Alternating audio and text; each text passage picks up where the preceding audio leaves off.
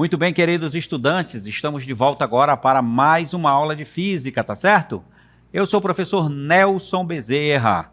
E agora, pessoal, é hora de a gente conhecer o objeto de conhecimento e o detalhamento da nossa aula. Olha só, aula número 3, objeto de conhecimento, processos de propagação do calor, propriedades dos materiais, condutibilidade térmica, efeito estufa, aquecimento global, termoquímica. No detalhamento, nós estaremos estudando a calorimetria.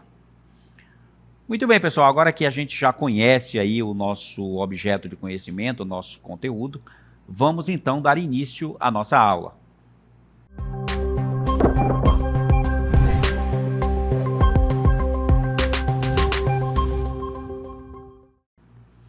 Muito bem, alunos, estamos de volta agora para continuar aí com o nosso conteúdo de termologia, hoje falando especificamente sobre a calorimetria, né? Principalmente a gente vai se aprofundar um pouco mais na questão do calor, tá certo? Da definição de calor, que é a energia térmica em movimento, sempre passando do corpo de maior temperatura para o corpo de menor temperatura. Como introdução à nossa aula de hoje, a gente vai relembrar algumas coisas importantes que a gente já viu em séries anteriores, no passado, porque é importante que a gente relembre esse conteúdo para que vocês possam entender tudo o que vai acontecer na nossa aula hoje. Então, nós vamos falar sobre mudança de estado ou mudança de fase da matéria, tá? Então, pessoal, você deve entender que a matéria ela se encontra naturalmente em 3 estados bem específicos. Os estados são o estado sólido, o estado líquido e o estado gasoso. No estado sólido, nós temos as moléculas muito bem arrumadinhas e juntinhas, né? No estado líquido, elas estão um pouco mais afastadas umas das outras, né? O estado líquido não tem forma, assume a forma do recipiente que o contém. O estado gasoso também, as moléculas estão bem mais afastadas, ocupa todo o volume que é possível ele ocupar, tá certo? E também assume a forma do próprio recipiente que está contendo aquele gás. Então nós temos o sólido, o líquido e o gasoso. Quando um corpo recebe ou perde energia na forma de calor, ele pode sofrer uma variação em sua temperatura ou sofrer uma mudança no seu estado físico, tá certo? São as duas consequências que ocorrem a uma substância quando ela absorve ou perde energia, né? Ela pode mudar sua temperatura ou ela pode também mudar de fase, mudar seu estado físico. E aí vamos lembrar aí, ó, os estados físicos na imagem, né? Sólido, líquido e gasoso. Como eu falei lá no estado sólido, moléculas muito bem juntinhas umas das outras. Estado líquido um pouco mais soltas.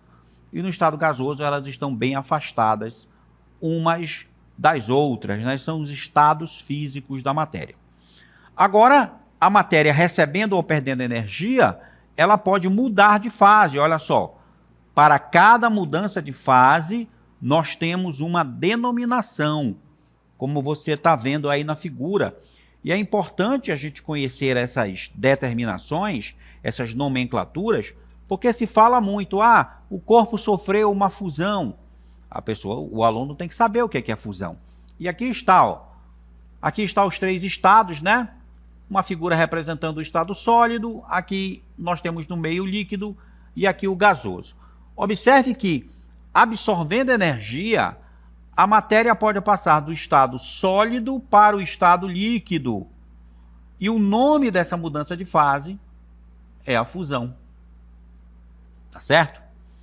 Se continuar recebendo calor, né? Aí ela pode passar do estado líquido para o estado gasoso.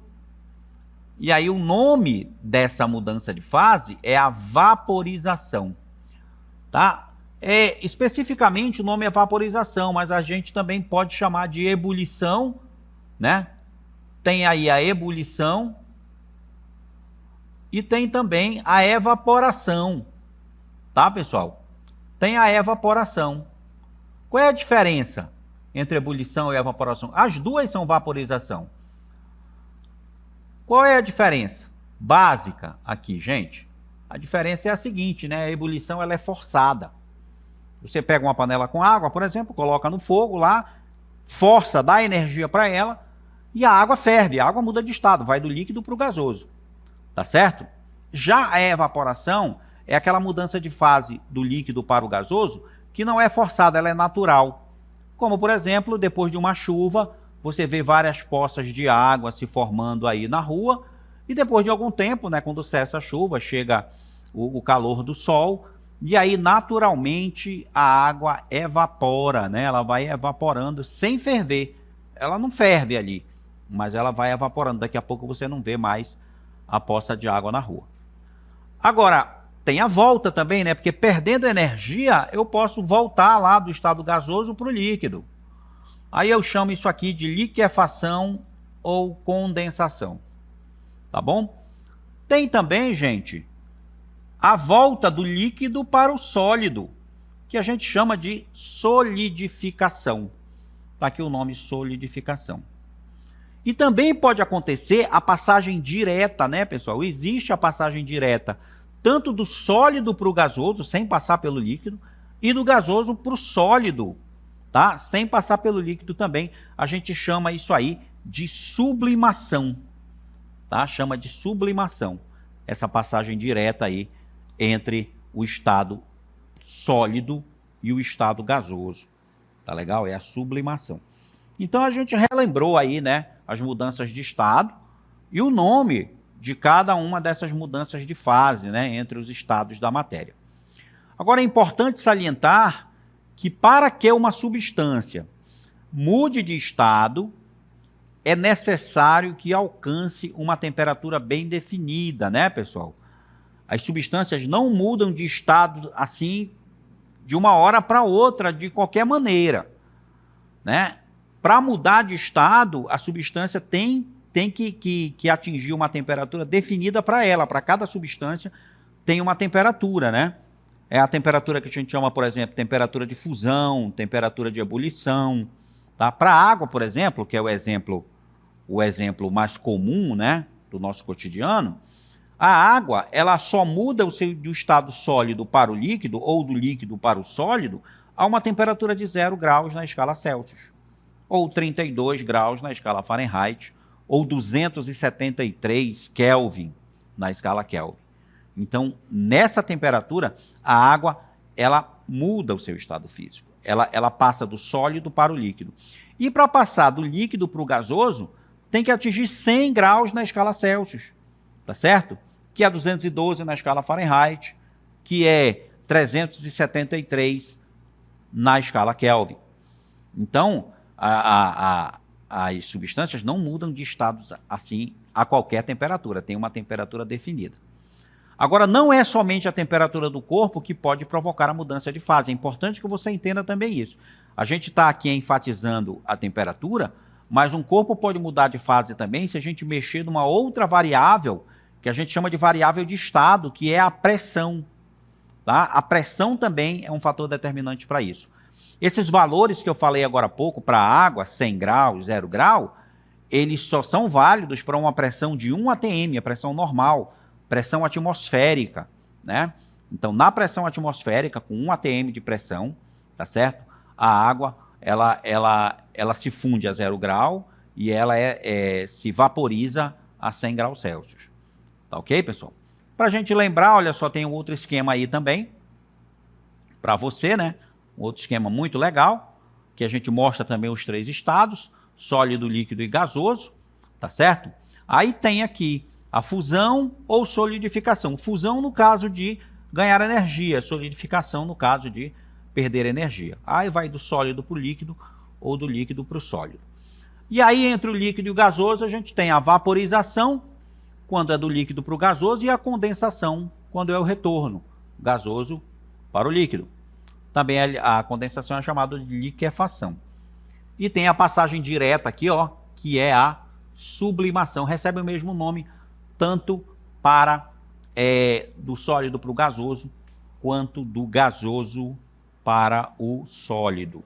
tá certo? É a nossa sublimação. Muito bem, pessoal. Para vocês aí que estão assistindo, não deve ser novidade, a gente está relembrando esses conteúdos aí muito importantes, tá bom? E aí, como eu estou falando aqui em temperaturas em que as substâncias elas podem mudar de estado, eu apresento para vocês aqui uma tabela com algumas substâncias, tá bom? Essa tabela aí, ó, ela está mostrando temperaturas de fusão e ebulição para algumas substâncias sobre pressão normal, ou seja, sobre a pressão de um atm. Olha só que interessante, né? Aqui está o exemplo da água, né? Bem no meio da tabela aqui, a gente tem o exemplo da água que eu mencionei para vocês agora há pouco, tá bom? Olha só, a água, ela tem ponto de fusão 0 grau, tem ponto de ebulição 100 graus. O que significa isso? A água só passa do estado sólido para o líquido e vice-versa nessa temperatura aqui, ó, 0 grau. E ela só passa do estado líquido para o gasoso ou do gasoso para o líquido a 100 graus Celsius, certo? Se a água estiver numa temperatura diferente, ela não vai mudar o seu estado físico. A mesma recebendo energia, ela não muda.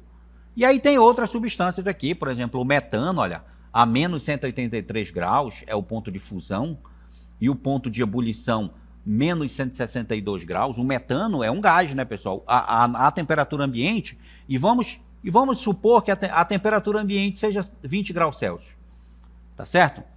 Numa temperatura ambiente de 20 graus Celsius, o metano está no estado gasoso. Numa temperatura ambiente de 20 graus Celsius, o mercúrio, por exemplo, é líquido. Porque, olha só, ele vai se fundir, ou seja, vai passar do sólido para o líquido a menos 38,8 graus Celsius. Certo? Então, aí, nessa temperatura, uma temperatura menor que essa, por exemplo, a menos 39, ele é sólido. Mas aí ele vira líquido, né, nessa temperatura de menos 38. A 0 grau ele continua sendo líquido. A 20 graus, né, temperatura ambiente, o mercúrio ainda é líquido. O mercúrio é o único metal líquido na natureza. E aí tem o álcool, olha aqui. O álcool, ele tem temperatura de fusão de menos 11,4 graus. Tem lá a temperatura de ebulição de 78, né? Veja então que a 20 graus Celsius o álcool é líquido também, né? Porque a gente é acostumado a ter álcool em casa, e aí ele é um líquido. Mas ele é muito volátil, né? Ele se evapora rapidamente, porque olha só, não precisa de muita... A temperatura está muito alta não para ele evaporar. Aí tem chumbo, ácido acético, também na tabela aí, só para mostrar para vocês essa temperatura de fusão e ebulição de algumas substâncias, né? Como eu falei, cada substância tem a sua. É importante frisar para vocês, é importante salientar esse conceito muito importante aí que está escrito, pessoal. Olha só, durante uma mudança de fase, ou seja, quando o corpo está mudando de fase, quando ele está passando de uma fase para outra, a temperatura dele é sempre constante, nem diminui nem aumenta, tá certo? Então, pessoal, quando você tem lá, por exemplo, o gelo se derretendo, né, significa que a temperatura daquela mistura de gelo e água é 0 graus Celsius, porque ele está mudando de estado naquele momento, certo? Então, durante a mudança de fase, não esqueça, durante a mudança de fase, a temperatura permanece sempre constante, tá certo? E qual é esse tipo de energia, qual é esse tipo de calor que provoca essa mudança de fase, essa mudança de estado, tá? A gente está falando, então, de um tipo de energia, de um tipo de calor, que é chamado de calor latente. E olha aí a imagem, né? Essa imagem que tem aí, ela representa muito bem aquilo que a gente viu anteriormente. Ou seja, nessa situação que eu estou vendo aí na imagem, qual é a temperatura dessa figura? Esses cubos de gelo estão aqui, temperatura? Estão a 0 graus Celsius, gente, porque eles estão, olha só, tem gelo e água aí na mistura. Eles estão derretendo. Nesse momento, o gelo está mudando de fase, ele está virando água também, está virando líquido. Então, como ele está mudando de fase, eu digo que nessa figura aí a temperatura é 0 graus Celsius, porque é a temperatura de fusão, né, da água, né? E o gelo, claro, é água no estado sólido, tá bom? Então, muito importante o conceito de que durante a mudança de fase, o corpo não aumenta nem diminui a temperatura. E aí vamos falar do calor latente, olha só. Calor latente é uma grandeza física, vamos voltar aí. É uma grandeza física que está relacionada com a quantidade de calor necessária para que um corpo ou uma substância mude de fase. E eu vou chamar isso aí, né, de calor latente. Essa energia que provoca a mudança de estado, a mudança de fase, é chamada de calor latente. E aí, matematicamente, eu tenho uma equação aqui, gente, que calcula essa quantidade de calor. Essa quantidade de calor latente, ela tem uma equação matemática para que a gente possa fazer o cálculo dela. Olha aqui, está aqui. Q, que é a quantidade de calor, é igual a M vezes L. O M é a massa da substância e o L é uma constante. É a constante do calor latente, como a gente vai ver aqui, ó. L é o calor latente da substância. Cada substância tem o seu valor de calor latente, pessoal. Cada substância tem o seu valor, tá certo? E a unidade desse calor latente, usual, né? Usual, caloria por grama, né? Porque calor latente ali é massa, né? Se eu for calcular o calor latente, o L é quantidade de calor dividido por massa, né? Quantidade de calor é caloria, massa é grama, então caloria por grama. Mas no sistema internacional, a unidade é joule por quilograma, tá certo? Joule, unidade de energia, quilograma, unidade de massa. Outro ponto importante. O calor latente pode assumir tanto valores positivos quanto negativos, tá certo? Essa quantidade de calor, ela pode ser positiva ou negativa, é uma grandeza escalar. Se for positivo, né, se a quantidade de calor que eu calculo é positiva, quer dizer que o corpo está recebendo calor, tá certo? De alguma fonte. Se essa quantidade é negativa, significa que o corpo está perdendo ou cedendo calor. Então, o sinal da quantidade de calor latente, ele também me dá informações.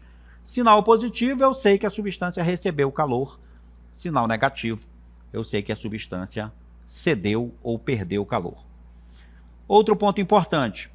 O calor latente pode ser de fusão ou de vaporização, que são as mudanças de estado, né, pessoal? Calor latente de fusão, calor latente de vaporização, né?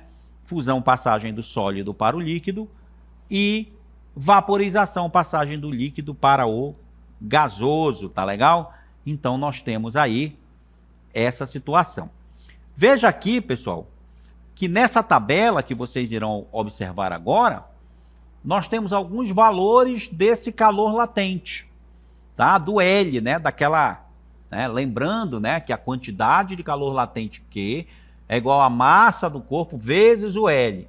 Essa tabela que vocês estão vendo aqui, ela se refere ao L, né, aquela constante lá do calor latente. Então, olha só, começando aqui pela água. A gente já viu, temperatura de fusão da água 0, né, calor latente de fusão, ou seja, 79,71. E temperatura de ebulição,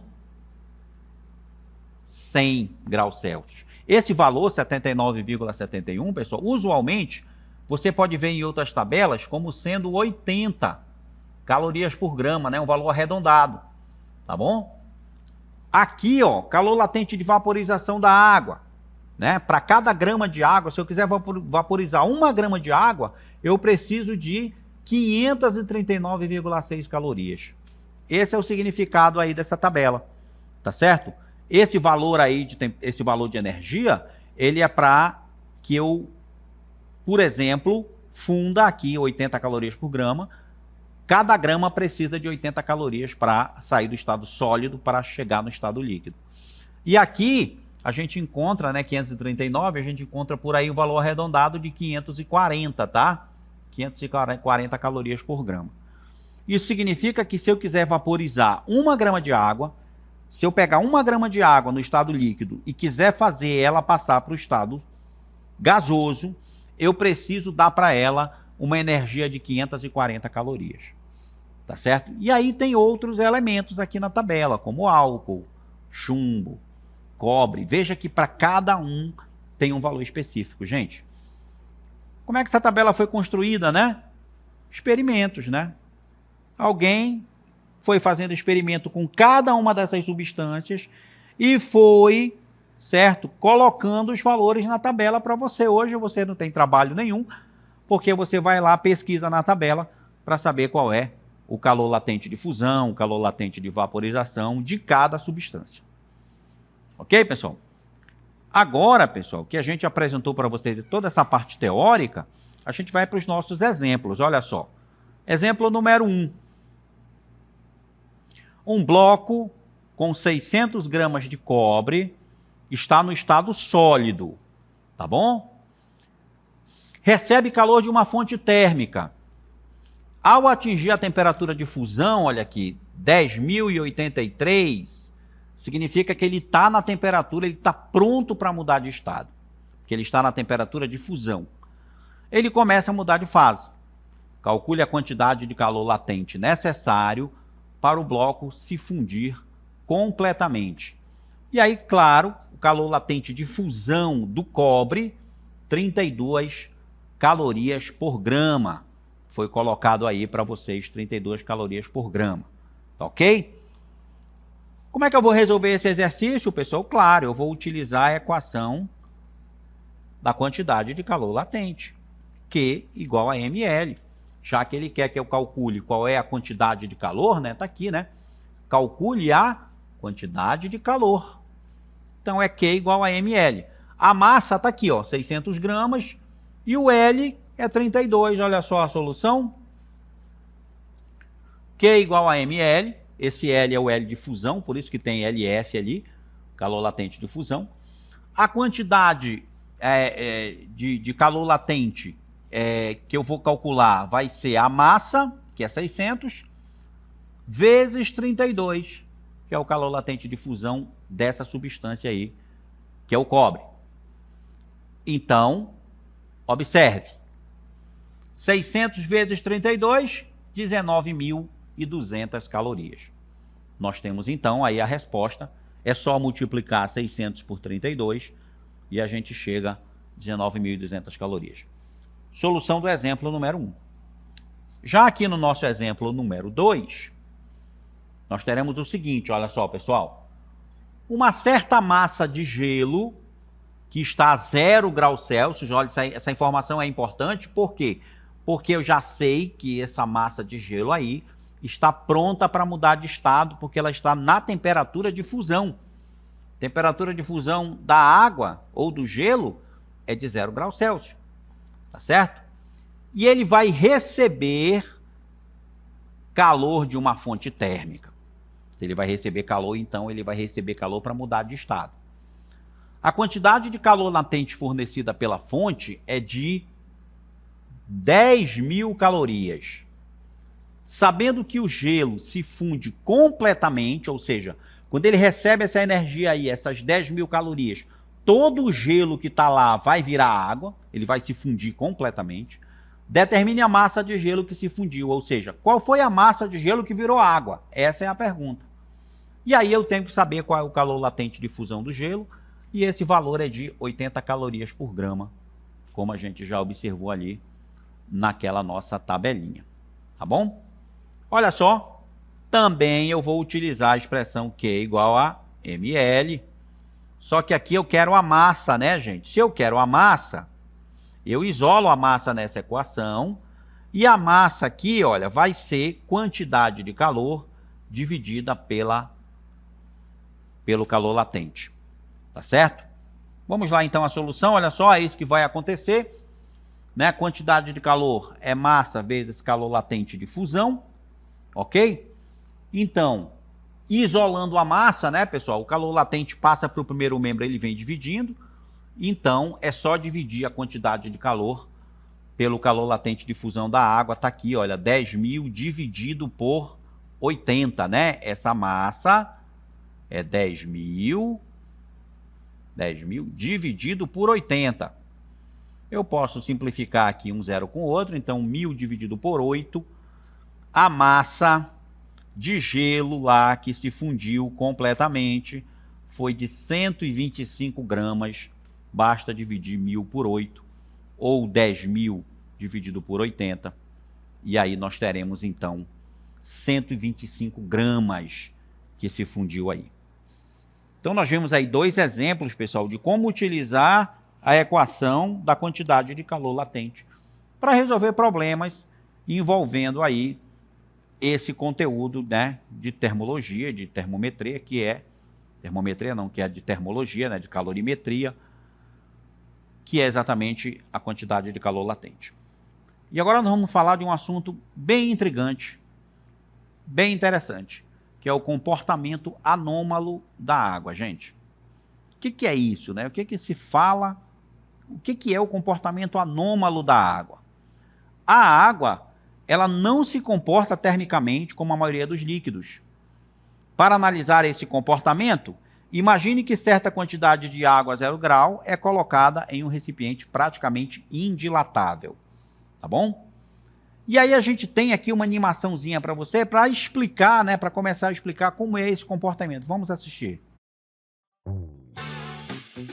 Quando uma substância é aquecida, ela recebe energia de forma que suas moléculas ficam agitadas, passando a ocupar um maior volume, ou seja, sofre dilatação. O oposto ocorre quando uma substância é resfriada, pois ela perde energia e suas moléculas tendem a ficar bem próximas umas das outras, causando uma contração no volume. Isso faz com que, normalmente, a matéria no estado sólido ocupe menos volume do que quando está no estado líquido. Ao contrário do que acontece com a maioria das substâncias, a água possui um comportamento anômalo. Quando é aquecida entre os intervalos de 0 e 4 graus, ela sofre contração e depois começa a dilatar-se, ou seja, quando a água está em seu estado sólido, ela tem volume maior do que no estado líquido, nesse intervalo de temperatura. Esse comportamento irregular da água pode ser representado com o seguinte gráfico. Mas qual é a razão para a dilatação anômala da água? Essa explicação é encontrada em sua constituição molecular. As moléculas da água são unidas por meio de ligações químicas, denominadas ligações de hidrogênio. Quando a temperatura da água aumenta acima de 0 grau, as ligações de hidrogênio começam a romper-se, ocorrendo uma aproximação entre as moléculas. Esse efeito supera a agitação térmica molecular, que causa o afastamento das moléculas e faz com que elas ocupem volume maior, de tal forma que ocorre a contração em seu volume. Quando a temperatura supera os 4 graus, o número de ligações de hidrogênio já é bem reduzido. Dessa forma, começa a prevalecer o afastamento molecular, havendo, portanto, aumento em seu volume. Esse comportamento irregular da água explica vários fenômenos naturais, entre eles o fato de o gelo flutuar na água, que é o que ocorre nas regiões muito frias, onde a superfície dos lagos fica congelada, enquanto no fundo a água permanece líquida. Como a água tem densidade máxima a 4 graus, ela permanece no fundo, impossibilitando a convecção térmica, que é uma troca de calor em razão da diferença de densidade.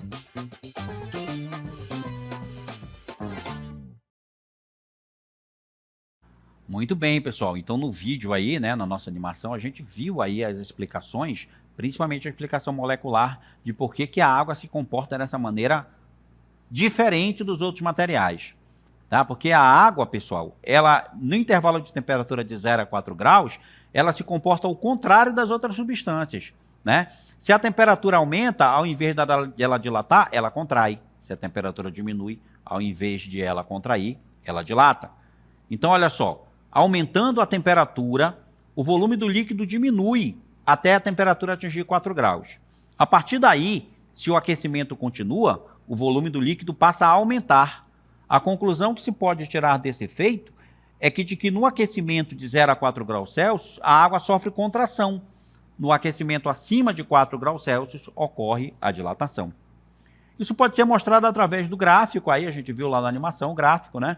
Que a água ela se comporta diferente nesse intervalo de temperatura de 0 a 4 graus na escala Celsius. Pessoal, isso é muito importante para a natureza, porque como foi dito aí, somente a parte da superfície dos lagos ela congela. A parte de baixo, onde tem os peixes, a vida marinha, ela continua preservada, porque lá embaixo existe água a 4 graus Celsius, porque o frio ele não consegue passar para baixo porque cessam as correntes de convecção. Tá ok? Então, pessoal, eu encerro aqui a aula com vocês, tá legal? Eu espero que vocês tenham gostado, entendido, e a gente se encontra aqui numa outra oportunidade.